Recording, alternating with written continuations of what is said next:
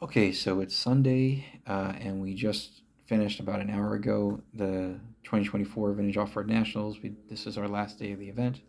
So I thankfully I do have footage of some of my racing for today. It's a smaller memory card, so I had to drop the resolution just to make sure I could fit the data in there. It's only a 4 gigabyte card, but thankfully I was able to get the footage I wanted. Might look a little grainy, but it's still good enough. Okay, in at least until I get a bigger memory card, I'll have to do that. Okay, so anyway, a few things about just general notes before we even get to the racing. I really like this track. I'm really happy with the facilities in general. The people that run the place are very nice. The announcers are all great. We had two announcers throughout the event, and they're great. Like they keep the program running efficiently. Um, they announce the race well. They give really good commentary on the race as the race is happening, and that's really nice to have, whether you're spectating the event or whether you're up on the driver's stand. So that's fantastic. Two thumbs up. The track itself also, they run the track very well. It's a really fun track to surface. They did a great job with the layout, making it, I wouldn't say vintage friendly because that suggests that it's just all like easy, but vintage appropriate, right? There's jumps. It's a challenging layout. It's a technical layout, but it's vintage appropriate. They don't put like this massive quad in there or anything like that. But really good layout. So I really like that. Two thumbs up to Adrenaline RC for running a great event. Um, and I look forward to coming back next year for sure. So as for the stuff that I actually ran, I ran Classic and Classic Full Drive. And for Classic, I started off in open practice looking at the Madcap because I wanted to see if that would be quick enough. And it wasn't, unfortunately. For a two-wheel drive buggy, it would have been fine. But the Dirt Thrashers and the Manta Rays are just too fast. And I wanted to be competitive. I was hoping that I could be at least within, some spitting distance of them in terms of speed. But the car was consistently like a second to 2 seconds off per lap. And, I tried gearing up, and that didn't help. And if anything, it made the car a little slower because you're just putting more load on the motor when you gear up. So, um, yeah, unless I could find speed somehow with that car, it's just not really quite fast enough. So I went to the Dirt Thrasher, and I had problems every single round, unfortunately, which never happened before. This is the first year where I ran the car, and it was just a complete dud every round. Q1 was the only round where I put in a complete run, but even then I had some problems. You'll notice in the footage, I'll upload the footage when I get home, by the way, that sometimes when I brake for the hairpin after the start finish line, the car would just spin out completely out of nowhere.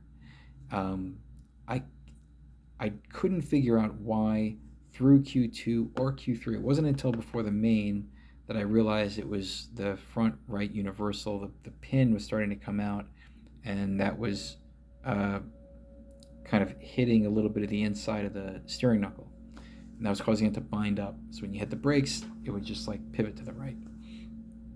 But for Q2 and Q3, I didn't know that yet, so I was just trying to like reduce the braking endpoint and kind of drive around it, and that didn't really work so great. Um, so okay, for Q2, I ended up hitting a pipe and breaking the right steering knuckle, and then for Q3, I hit another pipe and broke the left steering knuckle, and then for the main, um, I had to.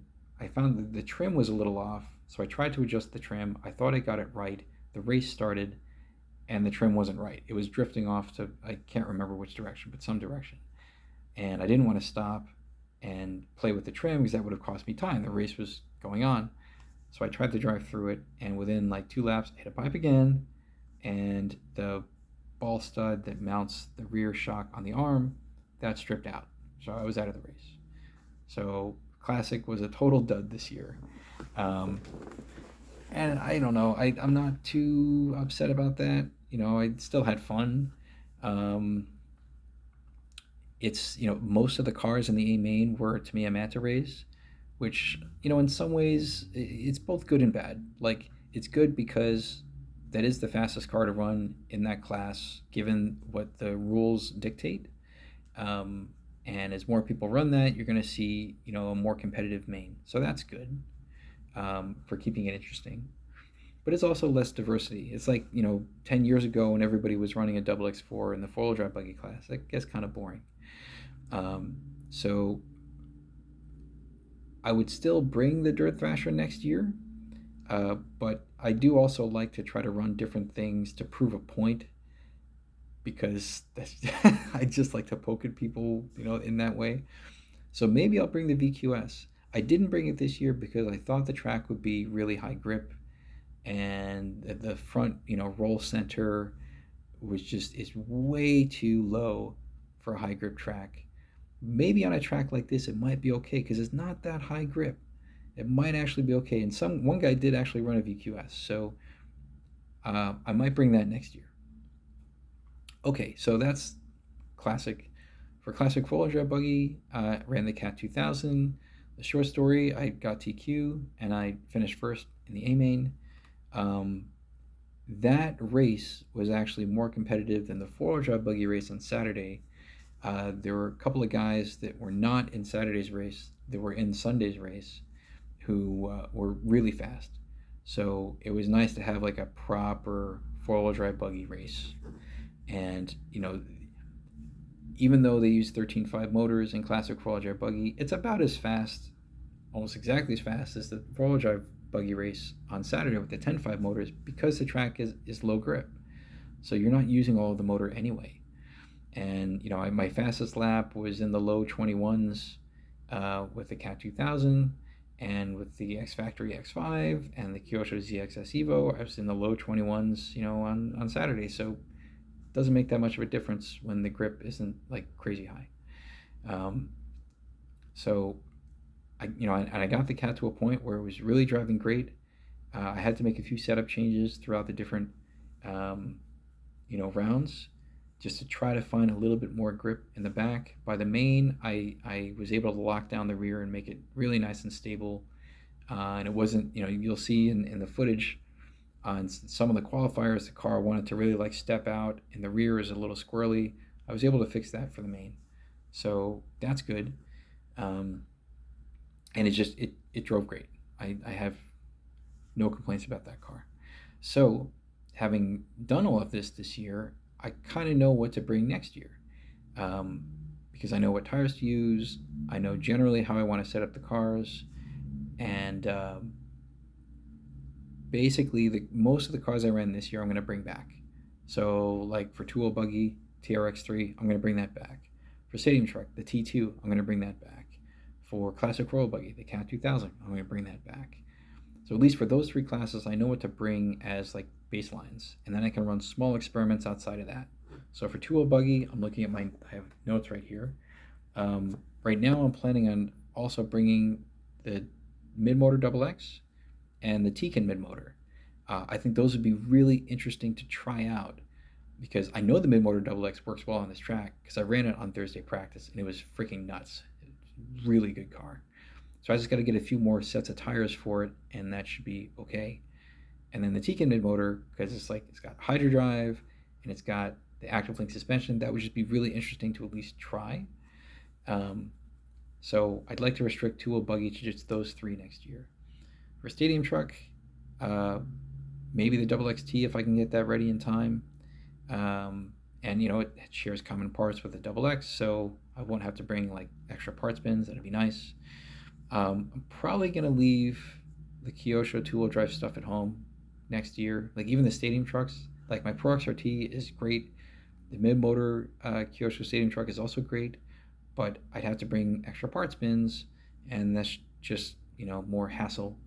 And I want to try new things, right? The Pro XRT right now, it's set up for RC excitement, high grip, and I'd have to change all of that going into this track next year. The mid-motor Kyosho stadium truck, that's kind of a softer setup already, so I don't think I'd really have to change much, but still, like I'd have to bring spare parts, and it's the parts bins are kind of a limitation in terms of like space and hassle.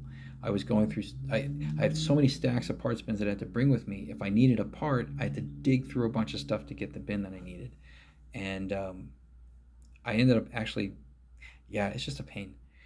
So maybe I'll bring it, but probably not. We'll see. If I don't get the double XT ready in time, then maybe I'll bring the Kyosho mid motor truck. Maybe. Um, I already talked about the VQS for Classic, and then for Classic 4 buggy, if I'm bringing the Cat 2000 next year, I would like to bring the Cat 2000 EC and try those out, see which one is really better.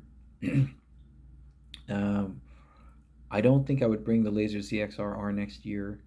I'll take it home and fix it because I think the rear bolt was skipping a little bit. Okay, I'll fix it and put it aside. But do I want to run it next year? Maybe not. It's fast, but given how I was able to get the Cat to jump and handle by the main today, I'm not sure that I could get the ZXR to behave in that way. It may be possible, but I'm not completely sure. Um, so maybe leave it at home. And then for four-wheel drive buggy, um, that one's maybe what's going to cause me the most stress next year, if I'm honest, because the ZXS Evo was fantastic when it was running, but I have to fix the rear belt skipping issue. The X5 was fantastic when it was running, but it's a little fragile because of it has double X4 parts on it. I could bring the double X4 as well. The thing is, like, if it breaks, you're out of the race. So it doesn't matter if it's fast. So maybe I'll bring those, maybe not. We'll see. Or I may have to bring several four-wheel drive buggies just to make sure I have one that works. The 95 YZ10, I did manage to put some practice laps in after today's racing ended and before they closed the track down. I wanted to make sure to at least get a few laps in so that I wouldn't have to wait an entire year guessing as to whether I should bring it next year. And, I had like a first pass sort of guess setup for it, and it drives great. Like, that would be a good car to run for four-wheel drive buggy next year. So maybe that could be my front up car, and then so that I know I have something that'll work well, and then I can experiment with the ZXS Evo and the Double X4 and the X5 to see if anything can give me more confidence than the YZ10. That would maybe be a good way of approaching four-wheel drive next year. Um, okay, that's kind of it. I also want to do a bit more experimenting with tires. Now that I know generally how I want to set up the cars, I'm hoping to do a little bit more tire work next year. And I'm not going to reveal what I have going on, like what I'm thinking for that, because that's my own thing that I want to try to do to be competitive. But I'm really looking forward to next year now. Already thinking about it. So had a great time, and yeah, that's it for now. Thanks for watching.